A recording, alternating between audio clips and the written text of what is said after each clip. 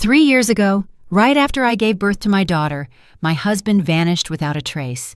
That very same day, while my newborn and I were at our most vulnerable, my mother-in-law kicked us out.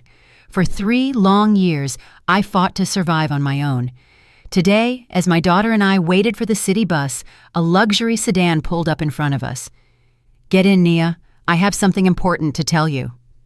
It turned out to be my Aunt Celeste, and the secret she carried would change my destiny forever. The strong smell of disinfectant and medicine hit Nia Walker's nose. She opened her eyes slowly. The first thing she saw was the dull white walls of the county hospital room.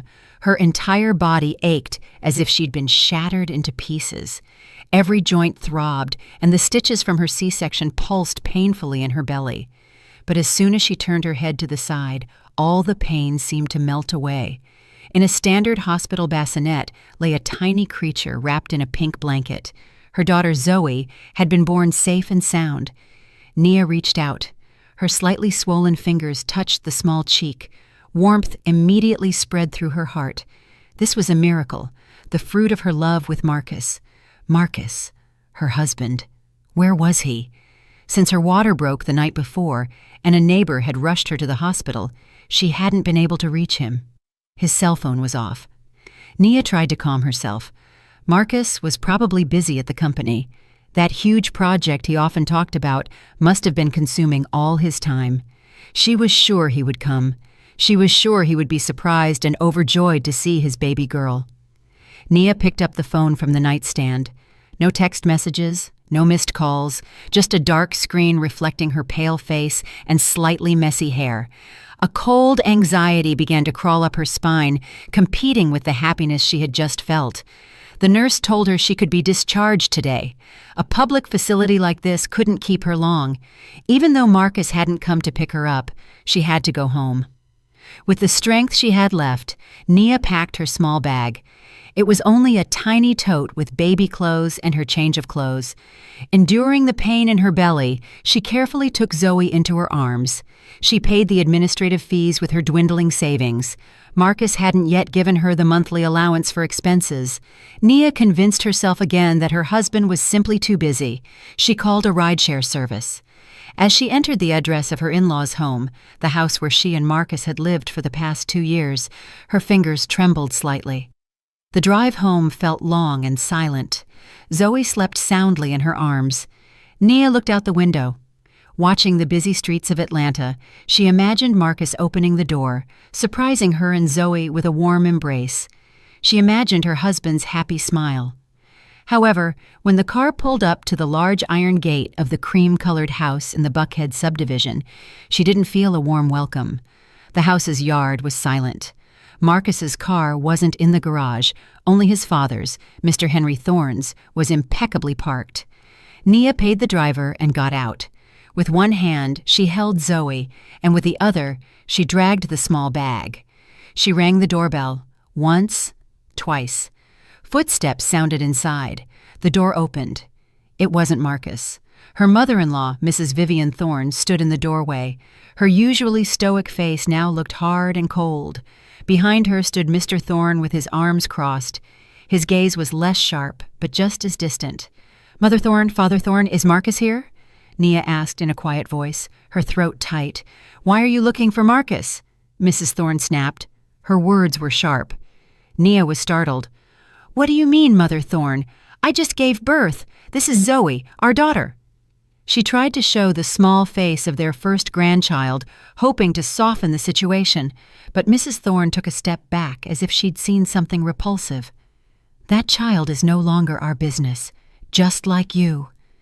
Nia's world seemed to stop. "Mother Thorne, what are you talking about? Where is Marcus? I need to talk to him." The pain in her belly worsened. She felt dizzy. "Marcus is gone," Mrs. Thorne yelled. "He has left this house, and it is all your fault. You are a woman who brings misfortune." The accusation was like a hard slap. Tears began to well up in Nia's eyes. "I bring misfortune? I don't know what I've done wrong, Mother Thorne." "Since you married my son, our business started to turn south, and the last straw was last night when Marcus said he couldn't stand living with you anymore." And he left. He left this house. Mrs. Thorne pointed at Nia's face with an index finger that trembled with anger. "That doesn't make any sense," Nia whispered. "Marcus loved me. We were waiting for the birth of this baby. It couldn't be that Marcus had just left." She refused to believe Marcus could have said such terrible things. "Marcus wouldn't abandon me. There must be a misunderstanding. Please, let me in. I'm exhausted, Mother Thorne. And Zoe is just a baby." Mr. Thorne finally spoke. His voice was heavy and unemotional. "You haven't heard. You are no longer welcome in this house. Marcus has divorced you. Leave." "Divorce?" Nia stumbled. She had to grab the porch pillar to keep from falling. "When? Marcus didn't say anything. Where are the papers? I haven't signed anything." "You don't need papers. Marcus's word is enough. Now collect your things and leave." Mrs. Thorne suddenly stepped inside and a moment later came back out, dragging Nia's large travel suitcase.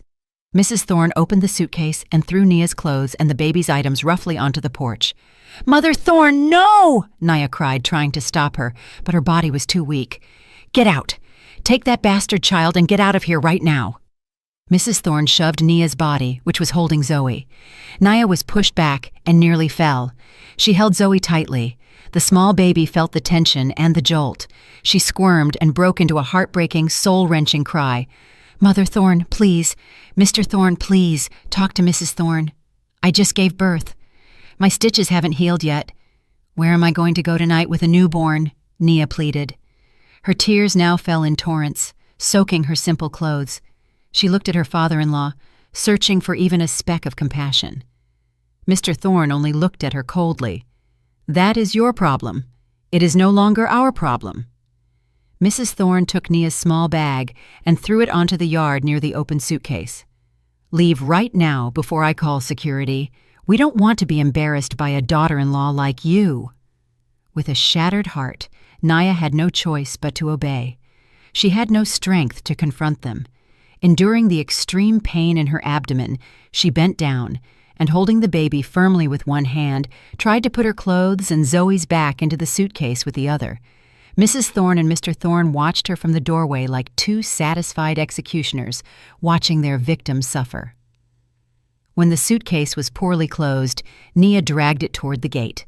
She didn't even have the strength to hate. All she felt was emptiness, confusion, and an indescribable ache. She looked back once more, hoping this was all just a nightmare, but the cream-painted door slammed shut. The sound of the deadbolt turning from inside echoed. Nia collapsed on the sidewalk outside the gate. Under the dim light of a street lamp, she hugged Zoe and tried to calm both the child's crying and the crying in her own heart. What had happened? Why had Marcus left? Why had they been so cruel? She was alone in this city with no one. Her parents had passed away a long time ago. She didn't know where her distant relatives were. She looked at the grand house behind the gate. The house, which had been her refuge for 2 years, now felt strange and threatening. Suddenly she heard the sound of the garage door opening. Headlights came on. It was Mr. Thorne's car. Nia scrambled to her feet, hoping they had changed their minds. The car rolled out of the gate and moved slowly forward. Mr. Thorne was at the wheel. His face looked straight ahead. In the passenger seat, Mrs. Thorne sat arrogantly. The car drove right past her. Nia, desperate, tried to turn her face, but in a fraction of a second, her eyes caught movement in the back seat. Her heart seemed to stop. It was Marcus. Her husband was there. Marcus looked directly at her and Zoe in her arms. Their eyes met. Nia wanted to scream his name, but she was frozen. Marcus's face was drained of color, and his eyes showed neither anger nor hatred. What Nia saw was an empty stare full of fear and desperation, as if Marcus was a puppet who couldn't control himself. Marcus immediately turned his head and lowered it deep. The car sped up and disappeared around the street corner, leaving Nia in a dense silence, accompanied only by Zoe's hungry cry and the cold. Now she knew. Marcus hadn't left. Marcus was there, and that vision was far more terrifying than the news of his departure. 3 years was a long time. For Nia, 3 years was the hardest school of life. Since that night's expulsion, she never returned. She never tried to contact Marcus's family again. Marcus's look in the car that night had been answer enough. They were in danger, the in-laws didn't want her, and her husband was too weak to defend her. The first year was the hardest. She used her remaining savings to rent a small room in the south side of Atlanta, a working-class neighborhood, a 10 by 13-foot room that served as a bedroom, kitchen, and playroom for Zoe. The bathroom was shared with other tenants. The walls were thin. At night, Zoe's crying often caused the neighbors to pound on the wall. Nia had no choice but to apologize. As she rubbed the child's back, her heart cried too. She sold the only jewelry she had left, her wedding ring. With that money, she bought formula and necessities for Zoe. She refused to sink into sadness. She had to live for Zoe. She had to be strong. Nia started doing various odd jobs. She accepted small sewing and alteration tasks from neighbors. Her hands, once soft, were now rough and sometimes pricked by needles. When Zoe slept, she sewed late into the night, accompanied by the sound of an old installment-bought sewing machine. When she had time in the mornings, she helped at a kind neighbor's small soul food cafe, Ms. Carroll's. She peeled onions, washed dishes, and did anything that allowed her to earn a few dollars to buy rice and vegetables. The clothes she wore now looked old and faded, but always clean. She was a new Nia, a fighter, a mother. Zoe grew up as a beacon in the darkness. The child was very intelligent and lively. Her face was a perfect combination of Nia and Marcus. Every time Nia looked into Zoe's eyes, she saw strength, but she also saw questions. When she turned 3, Zoe began to ask many things. "Mommy, my friends get picked up by their dad," Zoe said one afternoon while playing with her single rag doll. "Where is Zoe's daddy? Doesn't he want Zoe?" Nia's heart broke. She always had a ready answer for this question. "Daddy went to work far away, honey, to a very distant place to earn money for Zoe." "When is Daddy coming back, Mommy? Daddy doesn't love Zoe." Nia hugged the small body tightly. "Daddy loves Zoe very, very much, and Mommy loves Zoe very much too. When the time is right, Daddy will surely come back." She lied. It was a white lie to protect the child's small heart. She herself didn't know if Marcus would ever return. She didn't even know if Marcus was still alive and well. For 3 years she had fought alone, but there had been no news of her husband, not a single penny for support. That day was exhausting. She had many sewing orders and had to meet deadlines. After bringing materials from the market, she planned to go straight home, but Zoe whined because she wanted to go along. In the end, Nia took her. Now they were standing at a busy bus stop along a large avenue. The afternoon air was hot and full of pollution. Her forehead was wet with sweat. Zoe, tired, started to complain. "Mommy, I'm hot. I want ice cream." Zoe pulled at Nia's clothes and whined. "Just a little longer, honey. The bus will be here soon. We'll buy a cheap popsicle when we get home." Nia patiently comforted her. She rummaged in her pocket and calculated her remaining money. She had enough for the bus ticket and the popsicle. They waited, among millions of tired and hurried people. Nia felt like a small, invisible existence, just one more among the millions struggling in this city. She shifted Zoe onto her shoulder. The child was starting to get sleepy. Suddenly, a very luxurious black sedan stopped right in front of them. The tinted windows were so dark that Nia couldn't see who was inside. It couldn't be that such an expensive car would stop at a bus stop. They must have been confused about the direction, she thought. She moved slightly aside to make way. However, the rear passenger window slowly rolled down. Nia was shocked. Inside the car sat a very elegant, middle-aged woman. The woman wore an expensive business suit jacket. Her face looked familiar, but it took Nia a few seconds to remember her. It was a memory from a past that felt too distant. The woman stared intently at Nia and Zoe with eyes full of surprise, disbelief, and something else. "Nia!" The woman's voice was sharp and full of authority. Nia froze, and her heart pounded quickly. Aunt Celeste. She was her late mother's only sister. Aunt Celeste Dubois. Aunt Celeste, who had lived in Switzerland for over a decade, and whom she had only seen a few times in her life. the Aunt Celeste she had last seen at her mother's funeral years before marrying Marcus. "My goodness, what are you doing here, with this little girl standing by the roadside?" Aunt Celeste's voice rose. Nia didn't know what to say. Her tongue was tied. Aunt Celeste didn't wait for an answer. She opened the car door from the inside. The cold air from the car's AC immediately hit Nia's face. "Get in quickly. Get in with the child," she ordered firmly. Nia hesitated. It was too sudden. She had lived 3 years without anyone, and now her aunt. "But Aunt Celeste quickly cut her off. "I just landed. I went straight to your in-laws' old address, but a neighbor there told me you left a long time ago. I've been scouring the city looking for you. Get in, fast. I have to tell you something very important." Aunt Celeste's voice didn't allow rejection. There was a terrifying urgency in her tone. Nia, accustomed to deciding for herself, felt that this time she had to obey. With Zoe in her arms, she got into the luxury car. As soon as the door closed, the noisy sound of the street instantly disappeared. It was replaced by a tense silence. The scent of expensive perfume filled the car.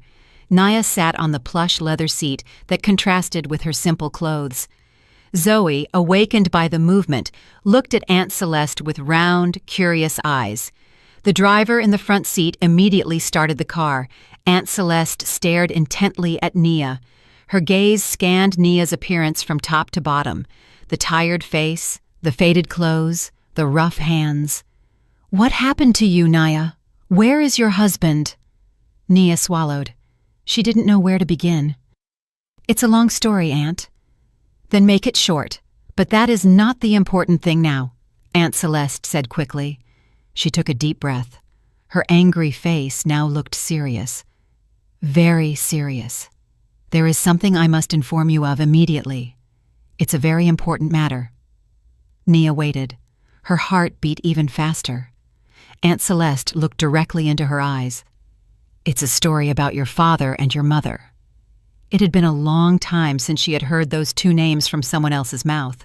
Father and mother. 2 names she always missed in silence. Hearing those names in this serious situation gave Nia goosebumps. "Is it something bad, Aunt? Something I don't know?" Nia whispered. "Did something happen to them, Aunt? They died a long time ago." "That is true," Aunt Celeste said. Her voice softened slightly. "But there is something they left you, something you didn't know, something that has been the reason I have returned to Atlanta now." The luxury sedan drove through the city traffic, but inside it was quiet and well soundproofed. Nia was still trying to comprehend Aunt Celeste's last words, her father and mother. She remembered them as simple, hard-working parents who died in a tragic car accident when she had just entered college. They had left her alone. She thought they had only left her a small house on the city outskirts, that house she later sold to pay her college tuition and the initial funds for her marriage to Marcus. She had no idea there was anything more. "Aunt, I don't understand," Nia said quietly. Zoe felt her mother's anxiety and sat silently in her lap, looking at Aunt Celeste with round eyes. Aunt Celeste sighed deeply. Her firm face softened as she looked at Zoe, but hardened again as she looked at Nia. "Of course you don't understand. All of that was part of your father's plan. Your father and mother, Nia, they were not ordinary people. They were extremely successful entrepreneurs. They were very wealthy." Nia shook her head. "That doesn't make any sense. We lived simply. Our house was small and Mom never wore flashy jewelry. Dad only had an old truck." "That was a cover-up, Nia," Aunt Celeste explained. "Your father built a real estate and export business from the ground up. Both of them worked hard, but they were afraid that if you grew up amid luxury, you would become a spoiled child. More than that, they were afraid that you would become a target for bad people who only wanted your fortune. That's why they raised you austerely, so you would grow up as an independent, strong woman." Tears began to well up in Nia's eyes. The faces of her father and mother, smiling genuinely, flashed through her mind.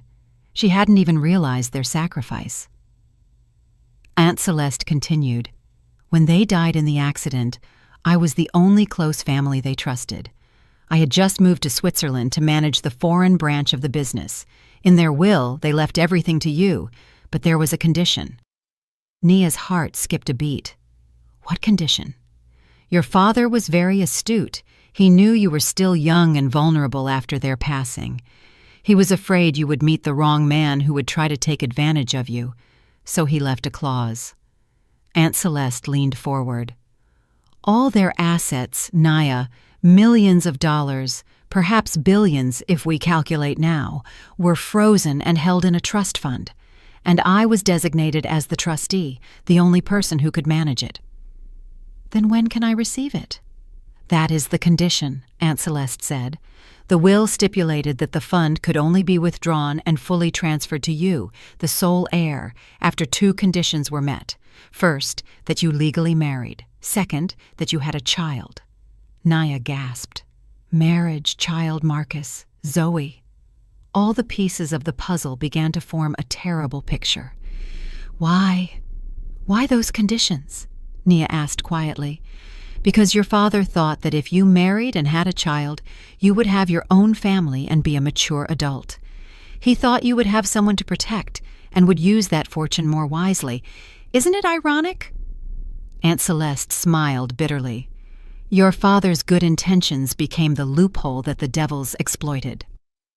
The car entered a luxury apartment complex in the Druid Hills neighborhood. The driver seemed to already know the destination. Now listen to the most important part, Aunt Celeste continued. Her voice turned cold. My management period ends the moment your daughter, the secondary heir, turns 3 years old. That's why I scheduled my return to Atlanta today. I planned to surprise you by transferring everything as a birthday gift for Zoe, but a month ago, I received something that made me rush everything. What is it, Aunt? 1 month after you gave birth to Zoe, Aunt Celeste looked directly at Nia. Right at the time they kicked you out of that house, I received an urgent fund withdrawal request from the Federal Reserve Bank of Atlanta. The request was submitted by your husband, Marcus, and his father, Mr. Henry Thorne. Nia covered her mouth. They didn't know I was the principal administrator. They thought I was just an overseas manager and that the local bank would process it. They attached a power of attorney with your forged signature and included a fake medical report from a psychiatrist stating that you were suffering from severe postpartum depression. They alleged that you were mentally unstable, not in your right mind, and incapable of managing the fortune. Nia's body went cold. So that was the reason. They threw her out and made her look like a runaway lunatic so they could seize control of everything under the excuse of caring for the heir, Zoe. They accused me of being crazy, Nia whispered in horror. They tried to usurp your rights. They tried to rob you and your daughter. Aunt Celeste was furious. Of course, I blocked that attempt immediately. I contacted lawyers here. They failed completely instantly. They couldn't touch a dime of your parents' main legacy. All of that is safe with me. Then why did they kick me out if they failed? Because they panicked, Aunt Celeste answered. They may have managed to steal your other money, your personal savings, or anything else they could get their hands on. But with the main fortune, they failed. They were afraid you would find out. They were afraid that one day you would realize and claim your rights. That's why they abandoned you. They hoped you would destroy yourself on the streets. They hoped you would slowly die. And then they thought they could later forge your death certificate and try again. Nia's tears now fell nonstop. They weren't tears of sadness, but of fire, a burning anger. For 3 years she had lived in poverty. For 3 years she had worked hard. For 3 years she had endured hunger so Zoe could drink milk. For 3 years she had assured Zoe that her dad had gone to work far away. Meanwhile, her daughter's father and his entire family tried to destroy her and steal her child's future. Aunt Celeste put her arm around Nia's shoulders. That's enough. Don't cry anymore. Your tears are too precious to give to those bastards. Starting today, you will no longer suffer. She looked at Nia sharply. They don't know I'm back. They don't know I've found you. They think you're already destroyed. Tomorrow, Nia, we will go to the bank. We will activate all your assets. And after that, Aunt Celeste smiled chillingly. "We are going to reclaim your parents' house, the one I've been told they are illegally occupying." Nia wiped her tears. She looked at her reflection in the dark car window, the face of a tired fighter. Her clothes might have been faded, but her eyes now burned. "No, Aunt. We'll do more than reclaim it. We'll make them pay." The house was large, much bigger than the one Marcus and Nia had lived in. It was located in a rather exclusive subdivision, although not as luxurious as Aunt Celeste's area. In the living room, decorated with expensive leather sofas and a large flat-screen TV, a legal drama about estate disputes was playing, but no one was watching it. The atmosphere in the room was far from comfortable. The ashtray on the table was full of cigarette butts. Mrs. Thorne paced anxiously back and forth. Her face looked older than it was. Living 3 years in this superficial luxury seemed to have consumed her soul. "Our money is dwindling," Mrs. Thorne finally snapped, stopping in front of her husband, Mr. Thorne, who was reading, or pretending to read, the newspaper. Mr. Thorne slowly lowered the newspaper. He put his glasses on the table. "I know, Vivian. I already told you the new business I started needs time." "Time? We don't have time," Mrs. Thorne shouted. "There's still a mortgage on this house and the car. And the savings from that, Nia, and the money we got from selling our old house are almost gone. I don't want to live poor again, Henry." 3 years ago, after completely failing to obtain Nia's main inheritance, they panicked. They took everything they could. Nia and Marcus's joint savings, wedding gifts. They even sold their old house, which had originally been partly bought with Nia's money. They used that cash for the down payment on this new house and started a life of luxury, but their lifestyle far exceeded their income. "All of this is your son's fault," Mrs. Thorne glared at Marcus, who was sitting rigidly in a corner of the room. Marcus flinched. For 3 years he had lived like a shadow in his own house. He worked at his father's startup, but he didn't have a fixed salary. He only received an allowance like a small child. His body was thin, his eyes sunken, and his face always looked anxious. "My fault?" Marcus asked quietly. "Yes, yours," Mrs. Thorne lashed out. "If you had been smarter, if you had convinced Nia to sign that power of attorney before giving birth, if you hadn't been so weak, we wouldn't have had to invent the story about her being crazy." "Enough, Vivian. It was everyone's plan." Mr. Thorne tried to mediate in an unconvincing voice. "Our plan was your plan, Henry. You said that inheritance was easy money. You said that the deceased's sister, that Celeste, wouldn't care. What's the reality? She blocked everything. We got nothing but the crumbs." Mrs. Thorne became more hysterical. Mr. Thorne rubbed his temples. The headache wasn't just from his wife screaming. He had bad news that he had been hiding for 2 days. There was a bigger problem. "Vivian, what's wrong now?" Mr. Thorne looked at his wife. "Celeste. Aunt Celeste is back in Atlanta." Mrs. Thorne immediately stumbled. Her face paled. "How do you know?" "My contact at the bank told me. 2 days ago, she came asking about the status of the trust fund. She is starting the withdrawal process." "Withdrawal?" Mrs. Thorne panicked. "How is that possible?" "Because of the conditions, obviously," Mr. Thorne interrupted, frustrated. "That Nia's daughter, that Zoe, must have turned 3 years old already. According to the terms of the will, Celeste has returned to hand everything over to Nia." "Nia?" Mrs. Thorne laughed scornfully, but her voice trembled. "How is that woman going to hand it over to Nia? That girl has been missing for 3 years. She's probably died as a homeless person on the street." "That is precisely the problem," Mr. Thorne said. "If they don't find Nia, Celeste, as the trust administrator, could take control of everything. Or worse yet, she will look for Nia. She will hire detectives, and if she finds Nia—" The atmosphere sank into silence. Everyone knew what that meant. If Aunt Celeste found Nia and told her everything, they were finished. Forgery of documents, attempted fraud, theft. They could go to jail. Suddenly Marcus, who had been quiet until then, began to laugh. It was a dry, creepy laugh. "What is wrong with you, Marcus?" Mrs. Thorne yelled, scared. Marcus lifted his head. His eyes were red and bloodshot. "So all of this has been for nothing?" What do you mean? 3 years! Marcus suddenly stood up and threw a glass from the table to the floor, shattering it. Mrs. Thorne and Mr. Thorne were startled. It was the first time Marcus had lost control. For 3 years I have lived like a walking dead man in this house. I have obeyed all your demands, Mother. I abandoned my wife. I abandoned my newborn daughter. His voice trembled violently. Watch your mouth, Marcus. All of that was for you, Mrs. Thorne retorted. For me! Marcus shouted louder. What good has it done me to live in fear every day? You said that if we threw Naya out and took the money, our lives would be peaceful. You said that when the situation calmed down, I could bring Naya back, but it was all a lie. Marcus pointed at his mother's face. That night, the night you threw Nia out, I was at the hospital. I saw Zoe. I held Zoe, Mother. I cried with happiness. She was so tiny and beautiful. And you and Dad came. You dragged me home. You said Nia wasn't in her right mind. You took my phone. You said she brought misfortune. The shadows of that night flashed again. The night Nia stood on the street with Zoe in her arms, looking at their car with broken eyes. I saw her, Mother, Marcus sobbed. His body collapsed to the floor.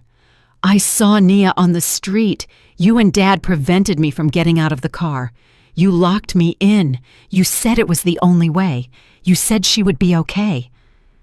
She really is a woman who brings misfortune, Mrs. Thorne whispered. But now there was fear in her eyes seeing her son's state. No, she isn't. Marcus pounded the floor. It's us. We are the ones who bring misfortune. I am a failed husband. I am a wicked father. I don't even know if they are still alive. Mr. Thorne tried to approach his son. Calm down, Marcus, calm down. We will find a way. There is no way out, Marcus howled. I have nightmares every night. I see Zoe's face. I see Nia's eyes. I shouldn't have listened to you. I should have run away with her that night. Mrs. Thorne tried to slap Marcus to make him snap out of it, but her hand stopped in the air. Ding-dong! The sound of the doorbell shattered the tense silence. All 3 people in the room froze. Their hearts seemed to stop. They looked at each other with terror. Visitors didn't come unannounced. Ding-dong! The doorbell rang again, more determined, more impatient. Mrs. Thorne swallowed hard. Mr. Thorne was rigid, and Marcus, still on the floor, looked at the door with a gaze that contained the greatest fear of his life. They knew that something they had dreaded for 3 years had finally arrived. Aunt Celeste's apartment was located high up in a downtown skyscraper. This wasn't just a simple dwelling, it was a palace above the clouds. The floor was imported marble. The furniture was minimalist, but looked very expensive, and the glass walls offered a panoramic view of nighttime Atlanta. For Naya, who had grown accustomed to thin plywood walls and leaking ceilings for the past 3 years, this felt like another dimension. Only her daughter, Zoe, didn't feel uncomfortable. The little one immediately ran across the thick velvet carpet, laughing joyfully, as if she were born for this luxury. Aunt Celeste asked her assistant to bring a change of clothes for Zoe, hot food, and toys. Nia finally took a hot shower, washing away the street dust and the sweat of exhaustion. She put on simple but clean, new clothes that had been prepared for her. Her old clothes were replaced by new ones. When she came out of the bathroom, she saw Zoe had fallen into a deep sleep on the huge sofa, hugging a new teddy bear bigger than her body. Nia sat across from Aunt Celeste. On the glass table between them were hot tea and some snacks, but Nia couldn't touch them. Her stomach was still churning, not from hunger, but from the reality that had just hit her. So they thought I was crazy, Nia repeated quietly. That was their plan. Aunt Celeste sipped her tea. Her face was calm, but her eyes hinted at controlled anger. They thought it was the easiest way. With that fake medical report, they could apply to be Zoe's guardians. And as Zoe's guardians, they thought they could control your entire inheritance. An evil plan, but very stupid. Stupid? Nia asked. They managed to kick me out. They almost succeeded. No, Aunt Celeste shook her head. They never could have succeeded even without me. That's the part I haven't told you yet. That's your mother's intelligence. Nia frowned. What do you mean, Aunt? Aunt Celeste leaned forward. Your father built this kingdom, but your mother protected it. Your mother knew your father was too straight-laced. Your mother always had a premonition. She designed the security system for your inheritance. Mr. Thorne and Mrs. Thorne only knew the superficial information. They knew there was money and that the conditions were marriage and a child, but they didn't know the key. The key to that inheritance cannot be withdrawn only with a power of attorney or guardianship, Aunt Celeste explained. To activate that trust fund, 3 separate keys are needed. The first key is me, the principal administrator. My consent is absolutely necessary. That's why their attempt failed immediately. Aunt Celeste continued. The second key is your fingerprint, biometric verification at the Federal Reserve Bank, something they cannot fake. That's why they needed that insanity report. They hope to forcibly take you to the bank, but even that is not enough, because there is a third key, the most important key, the final key that only I, your father, your mother, and you know. Nia was confused. I don't know anything, Aunt. Aunt Celeste smiled faintly. You still wear the green jade pendant your mother gave you. Nia unconsciously touched her chest. Under her clothes hung a necklace with a tear-shaped jade pendant. She had never taken it off. Even when she was struggling, when she sold her wedding ring, she didn't even think about selling this pendant. It was the last memento she received from her mother, given just before she died. To her, its sentimental value was priceless. Always, Nia whispered. I've never taken it off. Take it out and look closely under the light. Nia took out the necklace, bringing it closer to the bright table lamp. The jade was dark green, and the feel in her hand was cold. She turned it over. There was nothing strange. Look at the pointed part at the bottom, Aunt Celeste indicated. There is a very, very fine engraving. Nia squinted. It was true. Something was engraved on the end of the pendant. They weren't letters or numbers. It was a complex pattern, so small that it couldn't be seen clearly with the naked eye. That's not a simple necklace, Nia, Aunt Celeste said. It's a seal. Inside it has a very long alphanumeric code engraved with a microlaser. That is the master account number for your entire trust fund. Without that code, the bank cannot process anything, even with my consent. That was the absolute proof of your ownership, something that has always been attached to your body, something that Marcus and your in-laws considered a worthless trinket. Nia looked at the necklace in her hand. Her tears began to fall. This time they weren't tears of sadness, but of overwhelming emotion. Her mother. Her mother was protecting her from beyond the grave. For 3 years she had navigated poverty. For 3 years she had gone hungry, but hanging from her neck was the key to unimaginable wealth. It was ironic, but now she understood. Her mother wasn't punishing her. She was protecting her, guarding that inheritance until she was ready, and until her enemies showed their true colors. They didn't know, Nia whispered, squeezing the necklace hard. They didn't know, Aunt Celeste confirmed. They were busy forging your signature. Meanwhile, what they needed was hanging from your neck every day, right in front of their noses. They were so greedy they didn't see it. Nia wiped her tears.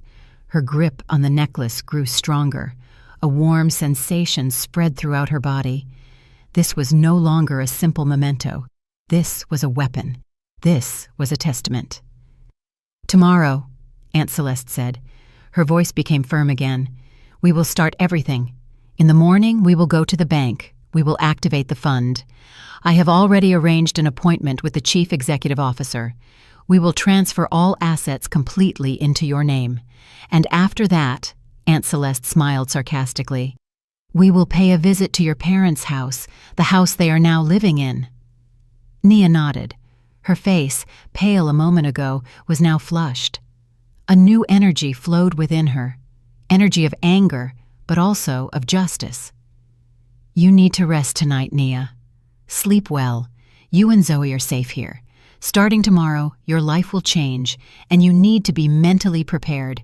This is no longer about survival, but about reclaiming your rights. Aunt Celeste stood up and walked toward the large bedroom. She opened the doors of a very large closet. Inside, it was full of new clothes, elegant dresses, blazers, and women's suits. Several kinds of silk scarves hung neatly. "I've prepared it. I don't know your exact size, but I've bought several outfits," Aunt Celeste said. "Tomorrow you will not meet them as the Nia who was kicked out, but as the new Nia, the legitimate owner of everything they are enjoying." Nia looked at the clothes. She looked at her reflection in the large mirror in the room, a woman in old clothes and tired eyes. She closed her eyes for a moment. When she opened them again, her gaze was already different. It was no longer the look of a victim. It was the look of a queen about to reclaim her throne. "I'm ready, Aunt," she said. Her voice no longer trembled. "I am very prepared." Almost simultaneously, in the large house that had belonged to Nia's parents, they finally answered the doorbell. With his heart in his throat, Mr. Thorne walked toward the door with trembling steps. Mrs. Thorne followed behind him.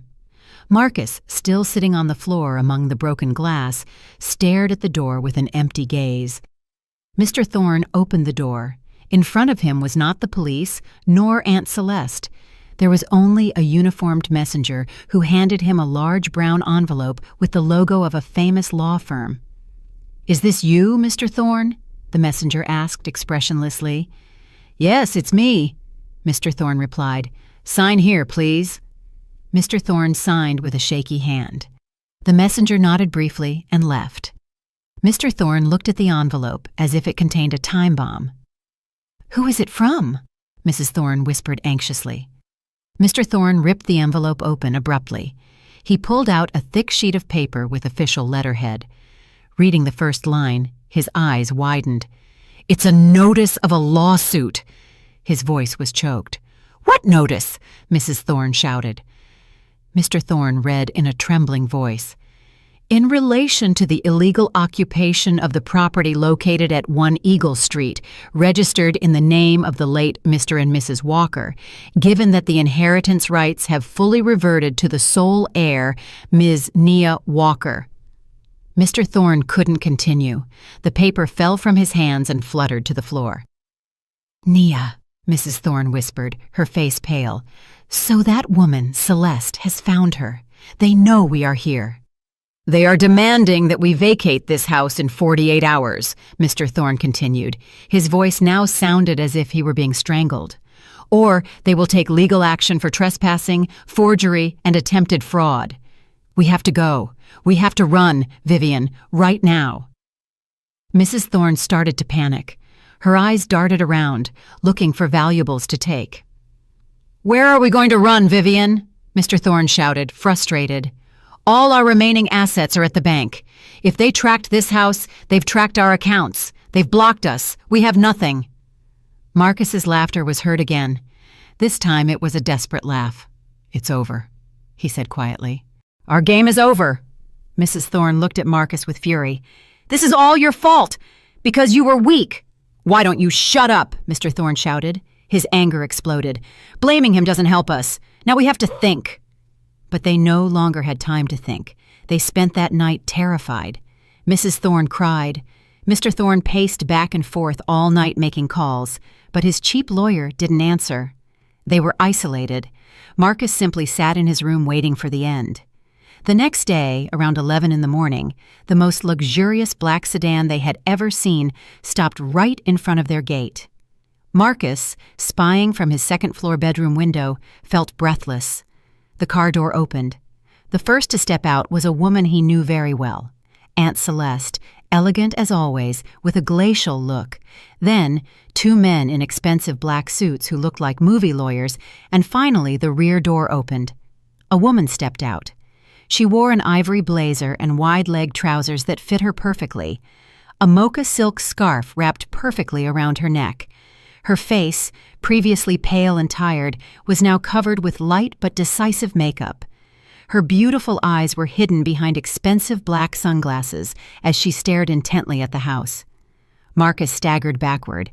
He felt a squeeze in his heart. It was Nia. It was his wife, but she was no longer his Nia. She was a stranger, beautiful, authoritative, and terrifying.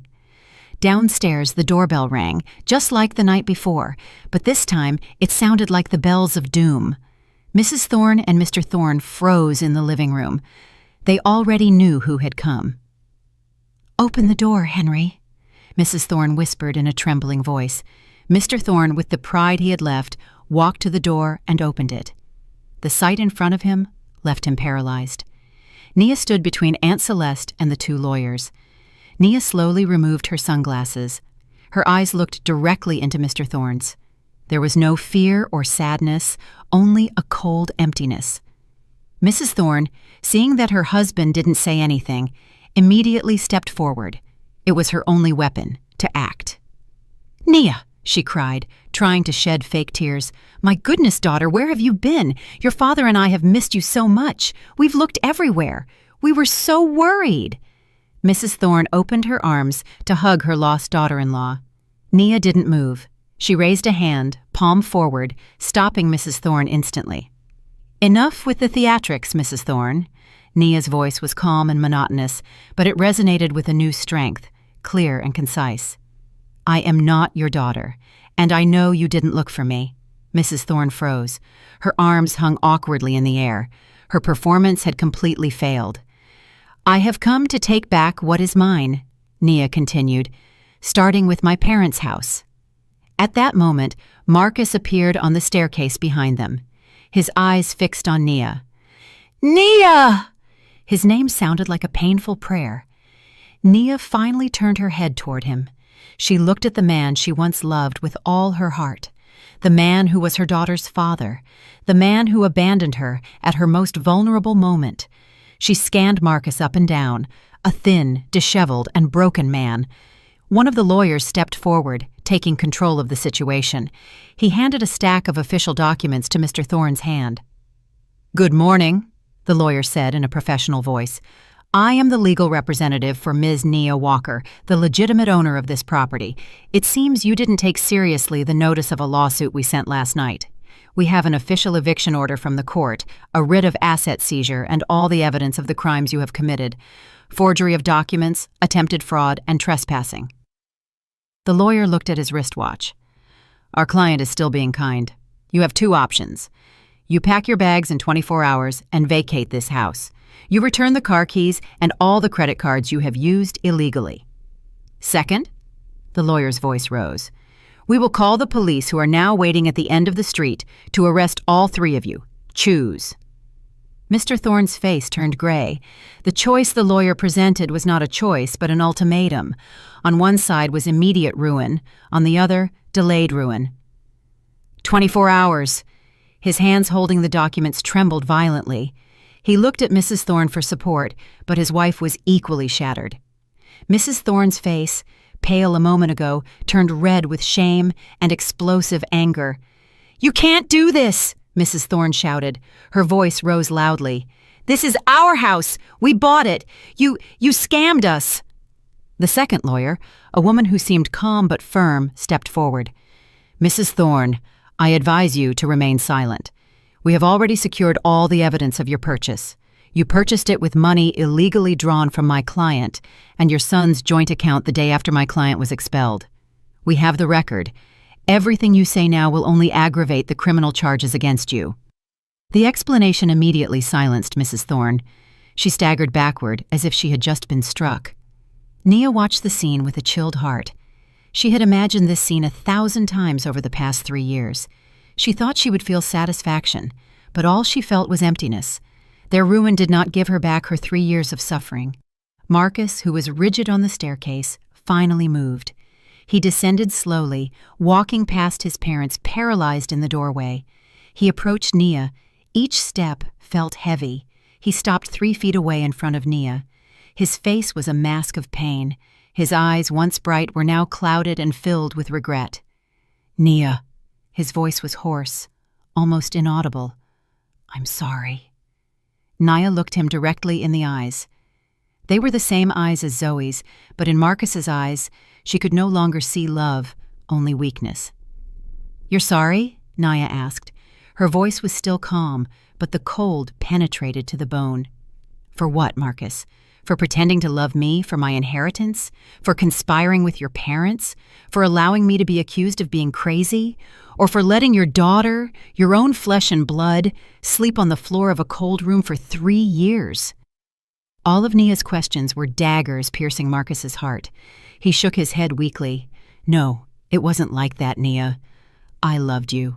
I truly loved you, my love. Nia laughed cynically, a silent laugh that sounded like a gasp. Your love wasn't seen when your mother threw me out. Your love wasn't felt when I had to choose between buying milk for Zoe or my own dinner. Your love wasn't there. I had no choice, Marcus cried, his voice cracked. They threatened me. They locked me up. Nia raised her hand, a signal to stop as she had done with Mrs. Thorne. I don't want to hear this here. She turned to Aunt Celeste and the lawyers. Aunt, would you give us 5 minutes alone? Aunt Celeste looked at her niece. She saw a new strength in her. She nodded. 5 minutes. We'll wait on the porch. Don't let him touch you. He won't dare, Nia replied. Aunt Celeste and the lawyers went out. Mr. Thorne and Mrs. Thorne, knowing the situation was out of control, retreated to the living room.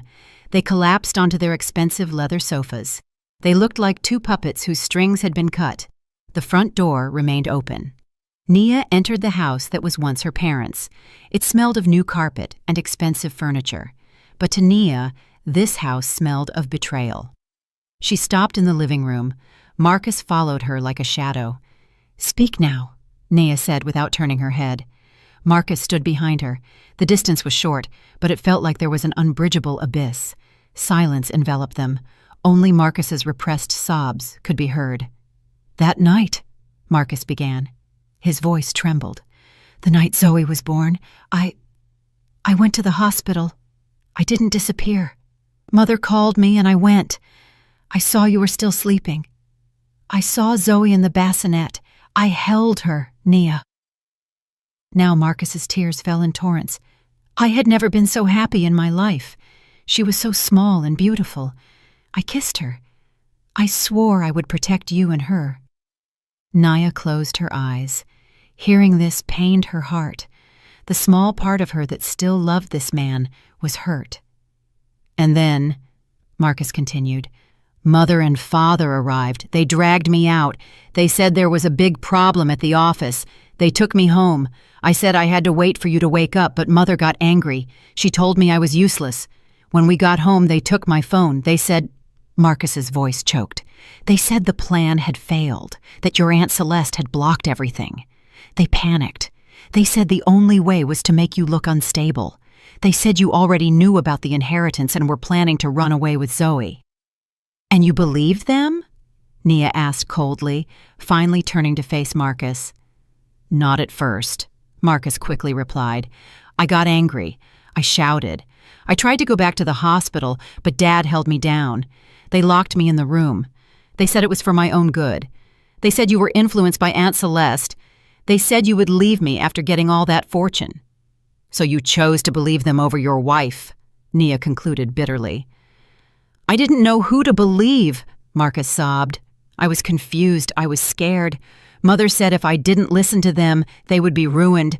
Dad said he would go to jail for the debts. Mother said we just had to keep you safe for a while. She said that when the money was released, they would let me bring you and Zoe back. They said we would live happily. Happiness built upon my suffering, Nia whispered. I know I was wrong. Marcus suddenly fell to his knees. He reached for Nia's hand, but she quickly withdrew it. Marcus prostrated himself on the floor, grabbing the edge of Nia's clothing. That night, the night you were thrown out, I was in that car. It was me. His voice was muffled against the marble floor. I saw you on the street with Zoe. It had just stopped raining. You looked so broken. I wanted to rush out. I wanted to hold you. But Mother held me down. Dad locked the car doors. They said it was part of the show. They said their employees would come and pick you up and take you somewhere safe. But no one came to pick me up, Nia said icily. I waited there for hours until I realized no one would come. I know. Marcus lifted his face, wet with tears and snot. The next day I knew they had lied. I went crazy, but it was too late. They said they didn't know where you were. For 3 years, Nia. For 3 years I've lived in hell. I couldn't ask about you. Every time I mentioned your name or Zoe's, Mother threatened to commit suicide. I became their puppet. I was weak. I was a coward. I am the worst husband in the world." He looked at her with deep, pleading eyes. "But please, Nia, give me one more chance. Not for me, but for Zoe. She needs a father. I will do anything. I will testify against my parents. I will give you the divorce if you want, but let me see Zoe. Let me apologize to her." Again, silence enveloped the room. Nia looked at the man prostrated at her feet, the man who had broken her trust. His confession was sincere, and his pain was real, but that was not enough. "Get up, Marcus," Nia ordered. Marcus slowly stood up. He stood in front of Nia, awaiting her sentence. "You're right. You were weak, and you were a coward," Nia said calmly but firmly. "And your weakness was a choice.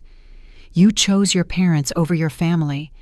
You chose the inheritance over your love. Your confession changes nothing." "Nia, please, let's talk about Zoe." Nia cut him off. "She needs a father, but she doesn't need a father like you. She needs a strong father who protects her, not a father who sacrifices her for his own fears. For 3 years I have been both mother and father to her, and we have done well." "You can't be so cruel, Nia." "Cruel?" Nia took a step forward and her eyes burned. "You want to talk about cruelty? Cruelty is leaving your newborn to freeze on the street.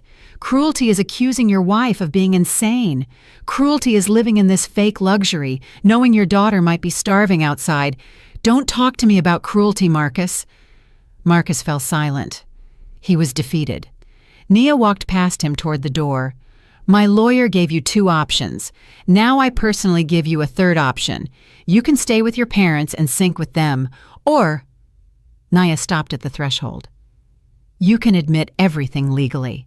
Testify against them for all their crimes. That won't make me come back to you. That won't make you see Zoe." "Then what's the point?" Marcus asked desperately. Nia slightly turned her head. "It will be the only proof that there was even a speck of goodness in you, your only redemption. Think about it." Nia walked out of that house and returned to the porch under the bright sun. She felt as if she had come out of a tomb. She took a deep breath. Aunt Celeste looked at her with concern. Nia nodded. "It's over." She looked at the lawyers. "They have 24 hours. If they are still here after that, call the police.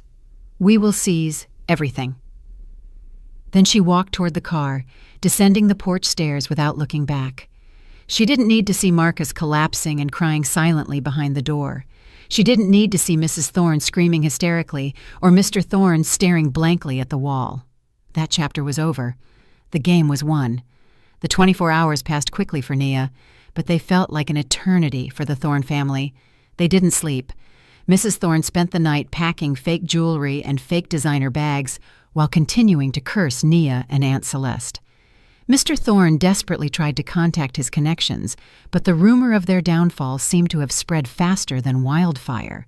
No bank wanted to lend him money, and no friend answered his calls. They were isolated. Marcus locked himself in his room after the conversation with Nia. He didn't come out, didn't eat, and didn't speak. He simply sat staring at the wall, repeating Nia's every word: weakness, coward, choice. The next day, at exactly 11 o'clock, Nia didn't return. She didn't have to.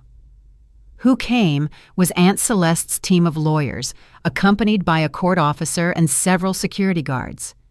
They came with a moving truck. Mrs. Thorne tried to fight. She stood in the doorway with her arms wide open. "This is my house! You can't come in! Get out, all of you!" Aunt Celeste's lead lawyer only showed the court order with the official seal. "By force or voluntarily, ma'am, we are coming in. If you obstruct the court officer, we will proceed with your arrest for obstruction of justice." Upon hearing the word arrest, Mrs. Thorne's courage shrank. Trembling with rage, she had no choice but to step aside. When the operators began to enter, they worked quickly and professionally. They inventoried the valuables that were confirmed to have been purchased with Nia's money: the leather sofa, the flat-screen TV, the double-door refrigerator, Everything was taken outside. "No, that's mine! I bought it!" Mrs. Thorne screamed, trying to stop an operator moving a large porcelain vase from the corner of the room. "I'm sorry, ma'am.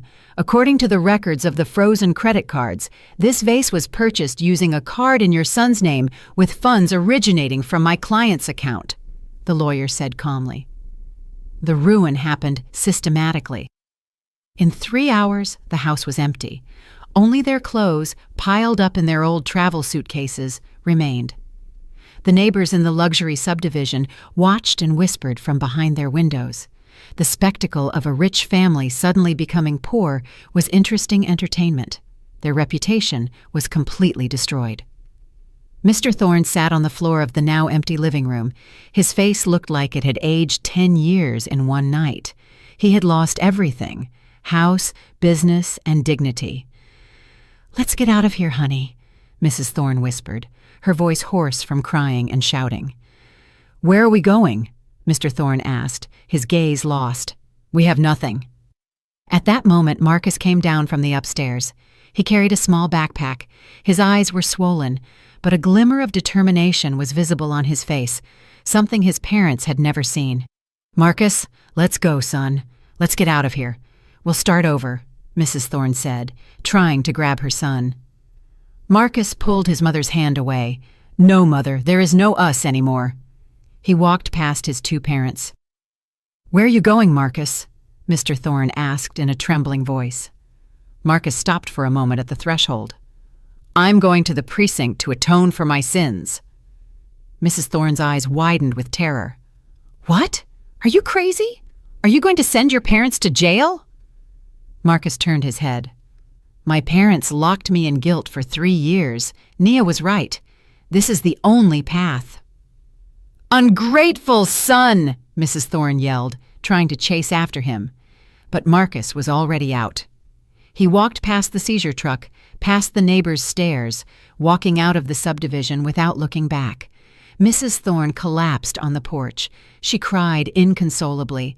Her son, the only child she was proud of, had left her. She had sacrificed everything for him, but now her own son was going to destroy her. Their downfall didn't stop there.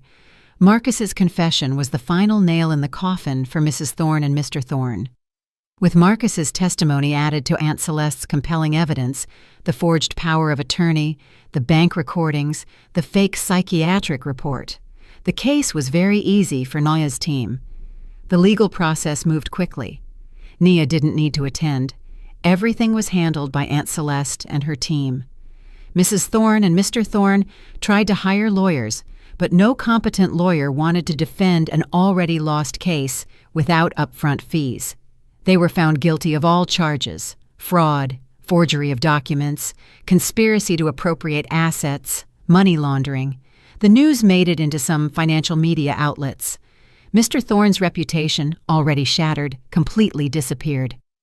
In court, Mrs. Thorne, who had already lost her sanity, tried to attack the prosecutor's table. "It's all lies, it's defamation. The crazy one is Nia, she set us up." The judge pounded the gavel hard. "Calm down." Nia, watching the sentencing on television from Aunt Celeste's apartment far away, stared at the screen without any expression. Beside her, Zoe was absorbed in drawing, unaware that the drama was ongoing. "You don't look happy," Aunt Celeste said, handing Nia a juice. Nia turned off the television. "I'm not happy, Aunt, but I'm relieved. It's over." "They got what they deserved," Aunt Celeste said. "And Marcus?" Nia asked quietly. "He testified completely," Aunt Celeste replied. "His lawyer said that due to his cooperation, the sentence would be much lighter, probably a few years of probation or community service. He won't go to jail like his parents." Nia nodded. She didn't know what to feel about Marcus. She no longer hated him. All that remained was pity. Then she stood up and walked toward the balcony. She looked at the city stretching out below.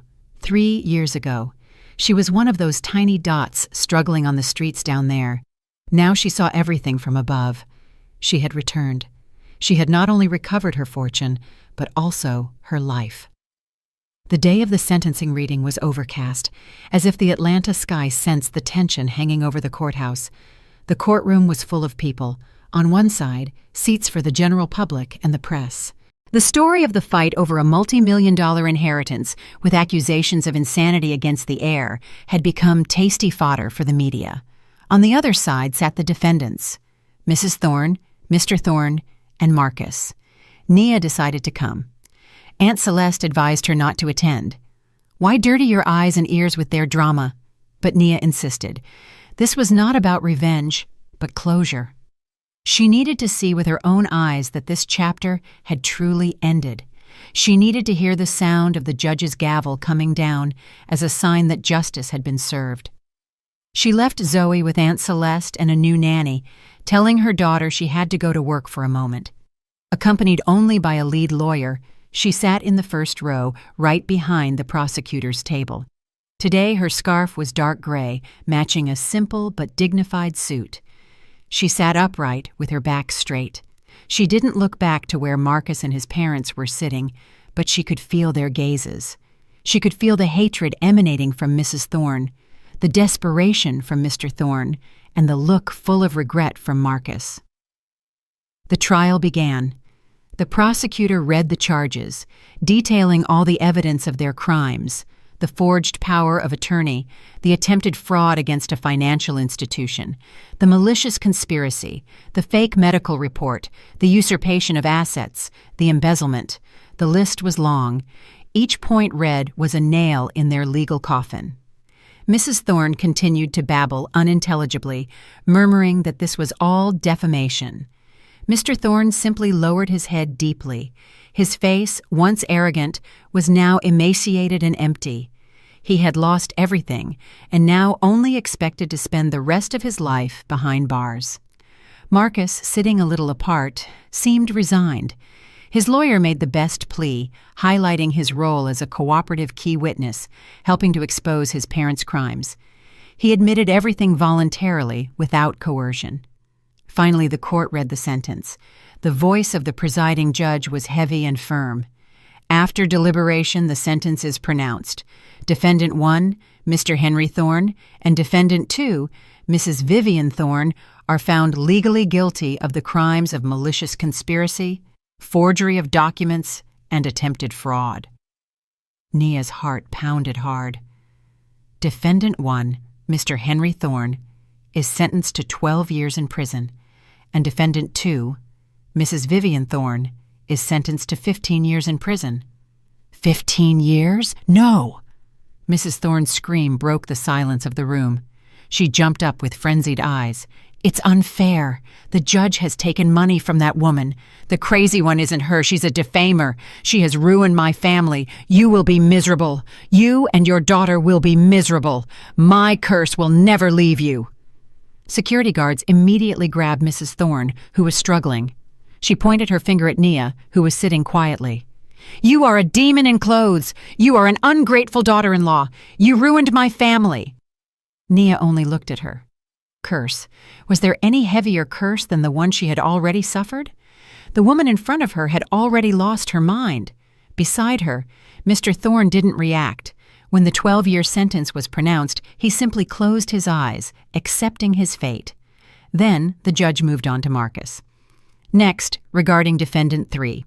Marcus Thorne, considering his status as a cooperative accomplice, that is, a collaborator who has confessed and helped expose the crimes, the court decides to impose a penalty of 3 years in prison. Marcus's heart sank. 3 years. However, said penalty does not require fulfillment in a penitentiary center. It is replaced by 5 years of supervised probation and the obligation to perform 1,000 hours of community service at a designated orphanage. The gavel came down. Nia sighed deeply. It was over. The sentence had been passed. Whatever the form of justice, Mrs. Thorne was dragged out while still screaming and insulting. Mr. Thorne walked staggering, as if his soul had been torn from his body. Marcus remained frozen in his chair, even after the judge left. He was free, but he was not free. He had lost everything: honor, family, and the woman he loved. Nia stood up. She didn't want to stay there long. She wanted to go home quickly and hug Zoe, to cleanse herself of the negative atmosphere of this place. She walked out into the courthouse hallway. Her lawyer followed, protecting her from some journalists trying to take photos. "Nia!" A voice she knew very well called her. Nia stopped in the crowded courthouse hallway. She turned. Marcus was running toward her. His face was wet with tears.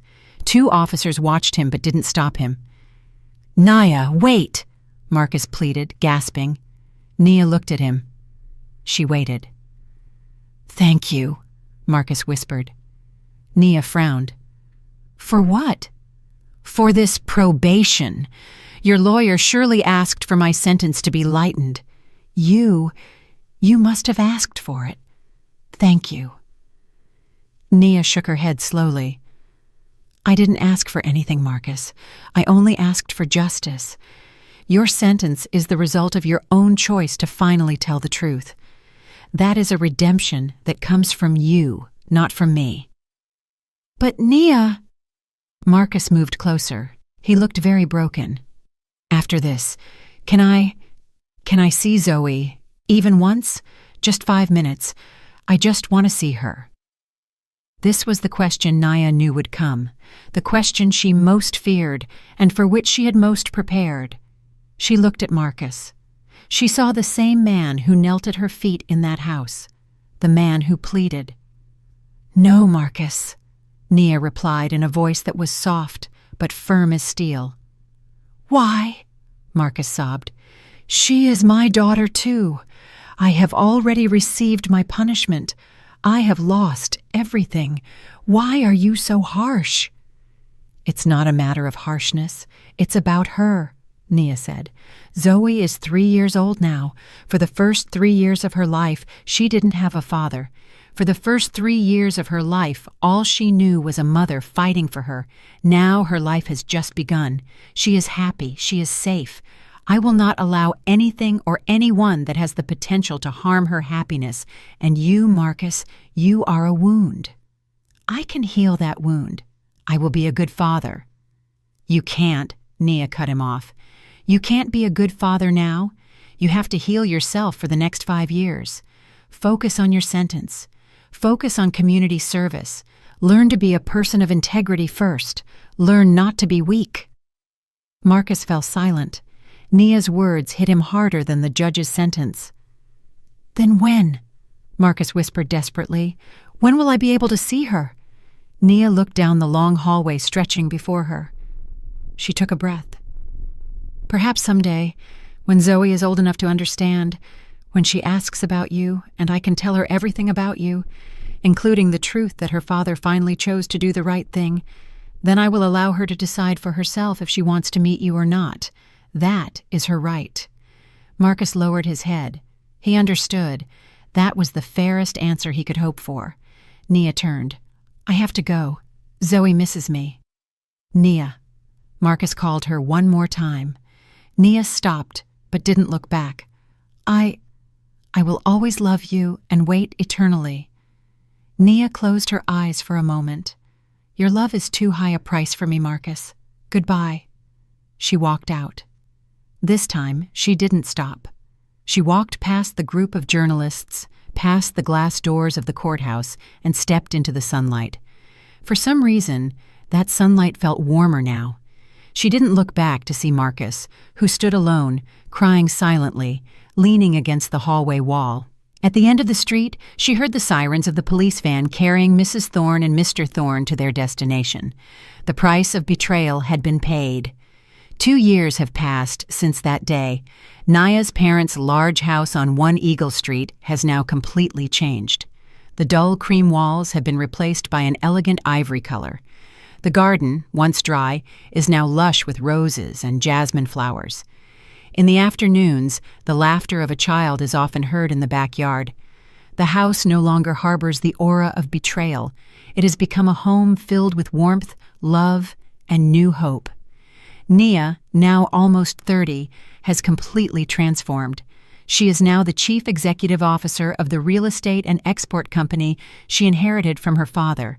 She not only took control of the company, but rebuilt it from the wreckage and has now grown it even further. Today she presides over the board of directors. In a room full of middle-aged men who look at her with respect, Nia stands at the front, presenting the business expansion plan to the European market. A dark blue silk scarf wraps around her calm and confident face. She speaks concisely, clearly, and sharply. She knows all the data and answers all questions with irrefutable logic. She is no longer the weak woman kicked out of the house. She is a leader. Aunt Celeste, sitting on the board as the principal advisor, looks at her niece with pride. She knows that Nia has exceeded her expectations. She not only inherited the fortune, but also the intelligence and strength of her parents. She is known as a fair leader.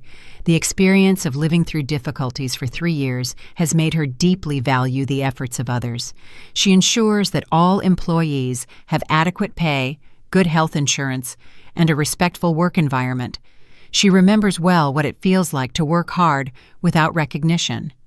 She did not allow wealth to change her. She is still Nia, simple in her attitude, but strong in her principles. After the meeting, amid applause, Nia returned to her spacious office. She took off her blazer, remaining only in the simple blouse underneath. She looked at the photo frame on her desk, a photo of her laughing with Zoe in her arms at the park. Next to it was a photo of her late father and mother. Nia smiled. "Father, Mother, I hope you are proud," she whispered. That afternoon she left work on time, no overtime for her. The time after 5 o'clock belonged entirely to Zoe. She arrived home at the same time as Zoe's school bus. "Mommy!"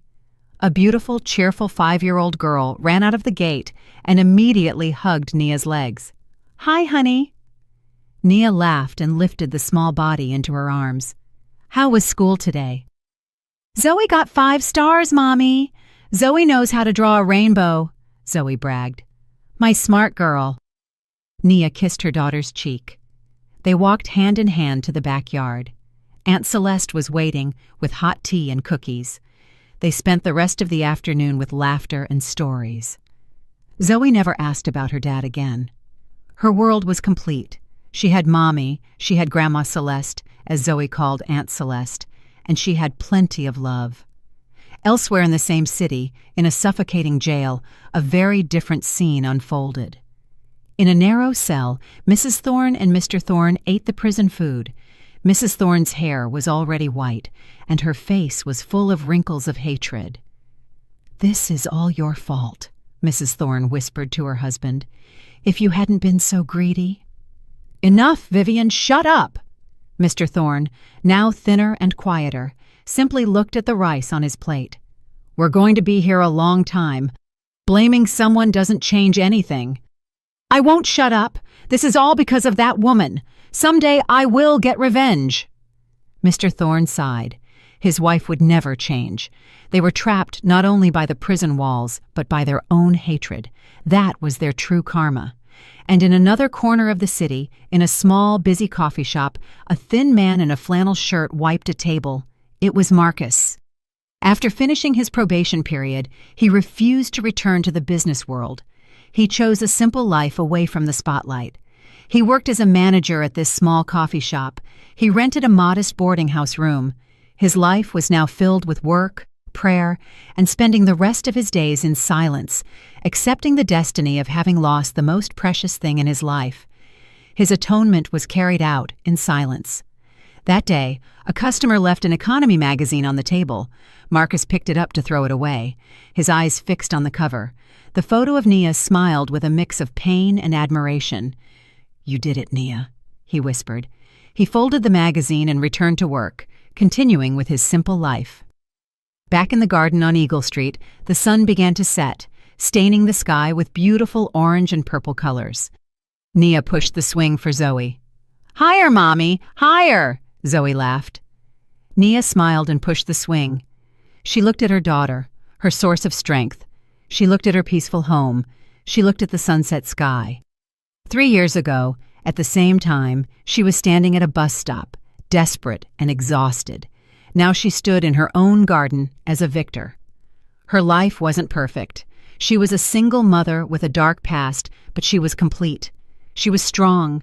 She found her happiness not in a man or in wealth, but within herself, in her love for her daughter, and in her ability to rise from ruin. A new dawn had arrived for Nia and Zoe, and this time there wasn't a single cloud in the sky. I'm really glad you're here and that I could share my story with you. If you liked it, show me by liking the video and subscribing to my channel. Let's see how many of us there are. Write in the comments which city you're watching from and what time it is. I'm so curious to know where all you wonderful people are tuning in from. If you want to support me a little extra, you can also send a small donation. I share new life stories for you every single day, and now 2 of my most popular stories will pop up on the screen so you can choose what to watch next.